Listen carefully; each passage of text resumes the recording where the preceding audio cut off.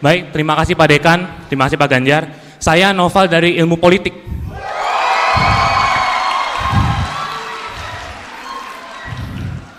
Pada tanggal 21 April, Bapak dicapreskan oleh PDIP oleh Megawati Soekarno Putri.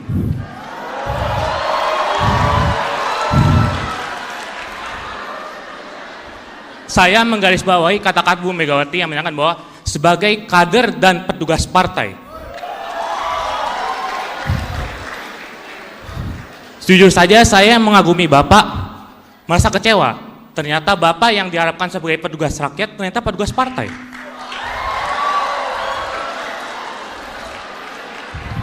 Pertanyaan saya, jika Bapak terpilih sebagai Presiden ke-8, apakah Bapak tetap dengan prinsip tuanku ya rakyat, gubernur hanya mandat, dan tidak menjadi boneka Megawati?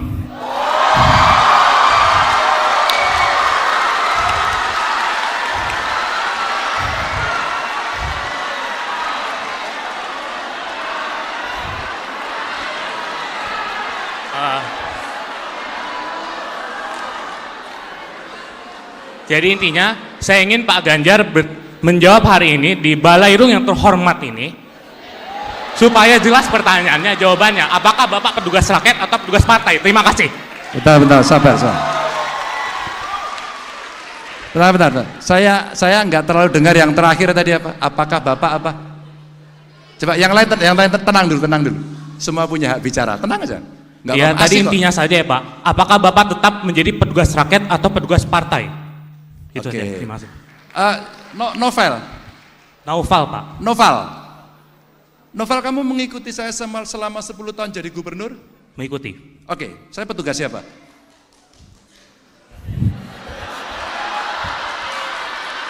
Finish. Ada banyak ketakutan seperti Stella. Saya coba melihat Stella.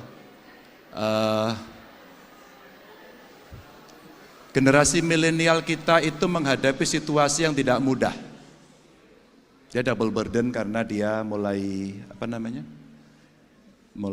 usia 30-an ya berarti ya sekarang. 30-an. Dia memikirkan diri sendiri tapi memikirkan orang tuanya. Generasi yang lebih muda itu ternyata dia berada dalam ketakutan masa depan. Tekanan mental tadi luar biasa, pilihan hidup menakutkan karena dia mesti bersaing dengan teknologi. Ada beberapa yang kemudian maaf harus mengakhiri hidup. Saya masukkan kesehatan mental tadi. Karena cerita aja Stella. Ini saya mau cari yang mungkin membantu menjawab. Pak Ganjar, saya direktur rumah sakit anak buah saya nih. Tapi rumah sakit jiwa Pak, nggak ada pendapatan Pak. Boleh nggak Pak diganti rumah sakit umum? Awalnya saya mau. Tapi apa yang terjadi? Saya ditelepon oleh teman dokter ahli jiwa ngomong, Mas Ganjar jangan. Tidak terlalu banyak orang yang mau investasi atau menyediakan fasilitas untuk itu. Saya kaget ketika banyak bullying terjadi. Terus kemudian orang takut menghadapi masa depan, kemudian stres, menggunakan gadget, juga stres dan seterusnya. Maka beban-beban kehidupan mereka menjadi penting. Dan angka bunuh diri kemarin cukup meningkat. Lalu dari masukan-masukan itu, kemudian mereka menyampaikan kepada saya begini, Pak jangan Pak. Saya undanglah mereka, kita bicara, saya pernah podcast dengan penyintas dan mereka menceritakan pengalaman itu yang cukup menarik buat saya karena dia sampaikan bahwa saya ini penyintas Pak, orang tua saya nggak tahu sehingga saya seolah-olah biasa saja, padahal saya dalam tekanan yang luar biasa sehingga kemudian saya menggunakan narkoba. Dan hari ini dia membuat platform yang diikuti oleh banyak orang dan yang luar biasa adalah bisa mengurangi beban-beban kehidupan menghadapi situasi yang makin rumit ini. Dari situlah kemudian kami juga mencoba mendorong dan berkomunikasi dengan generasi muda. Ya, ada tekanan luar biasa, keluarga menghadapi tuntutan hidup dan sebagainya, dan kemudian apa yang terjadi? Proses kreatif ini tidak pernah berhenti, teman-teman. Kalau kemudian saya kaitkan dengan Raffi tadi menyatakan bahwa apa sih ekonomi mengenai digital hari ini yang saya tertarik itu. Ekonomi kreatif yang mesti kita kembangkan, dan itu isinya anak muda yang kemudian dia bisa memanage dirinya, apakah dia dari sisi kejiwaan, keluarga, teknologi dan sebagainya, meskipun salah satunya biasanya menekan. Biasanya. Maka pada saat inilah kemudian kita mencoba untuk mendorong ruang yang lebih banyak untuk mereka bisa mengakses. Dalam sebuah obrolan saya di forum seperti ini dengan anak-anak muda, saya bagi voucher. Voucher itu menarik Bu Umi, karena ini konsultasi psikologis. Berebut. Berebut. Siapa yang mau kemudian dia berebut. Dan saya jadi kaget. Karena apa? Loh, sedemikian banyaknya orang. Dan maaf, yang saya suka, malah dia tidak malu. Dia angkat tangan. Ini yang kemudian coba kita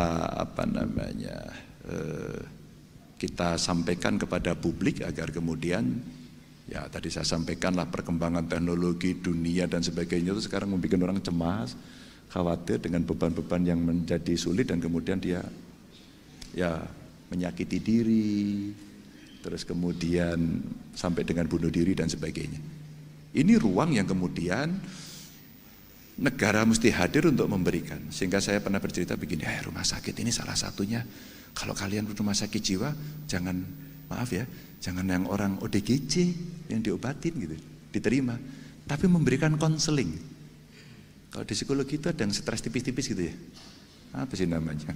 Belum sampai schizofren gitu, tapi ya ini stres, tekanan mental dan sebagainya. Ya menghadapi situasi yang lebih kompleks seperti ini. Kehadiran negara untuk bisa memberikan ruang-ruang mereka untuk menyampaikan gagasan, menyampaikan pikiran, termasuk konsultasi, ini menurut saya sesuatu yang hari dibutuhkan. Ya saya sih suka juga sih.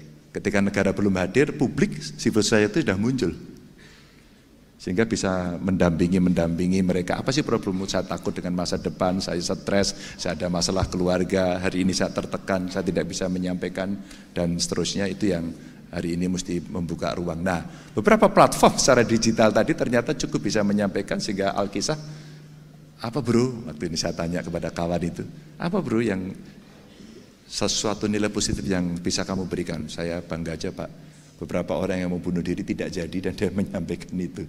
Apa kejadiannya? Macam-macam. Tekanan keluarga, masa depan, cerita ketakutan-ketakutan yang itu dimunculkan. Tapi tentu saja Anda nggak perlu takut soal petugas partai atau tidak. Noval, 10 tahun lah saya. Tapi kalau saya boleh cerita terbuka karena ada di media. Itu ada anggota DPR RI itu, Putra Nababan namanya.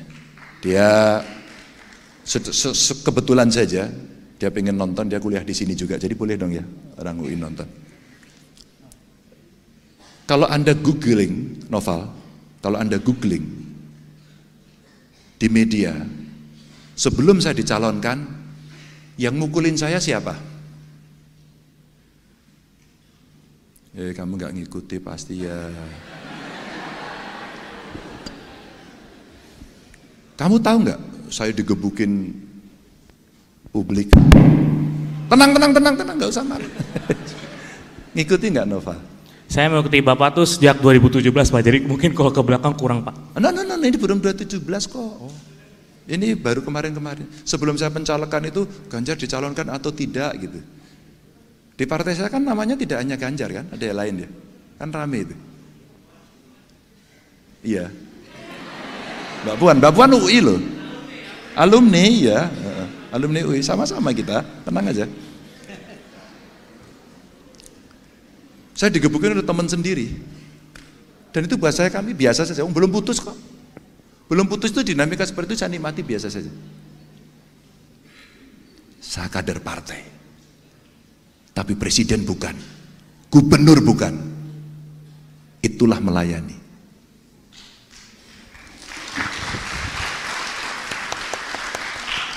Oke ya. Jadi kita bisa membedakan ketika kita sudah berada di jabatan, apa yang kita lakukan. Maka kalau Anda riset tentang saya, apa yang saya lakukan, adakah kemudian saya hanya berpihak pada partai saya?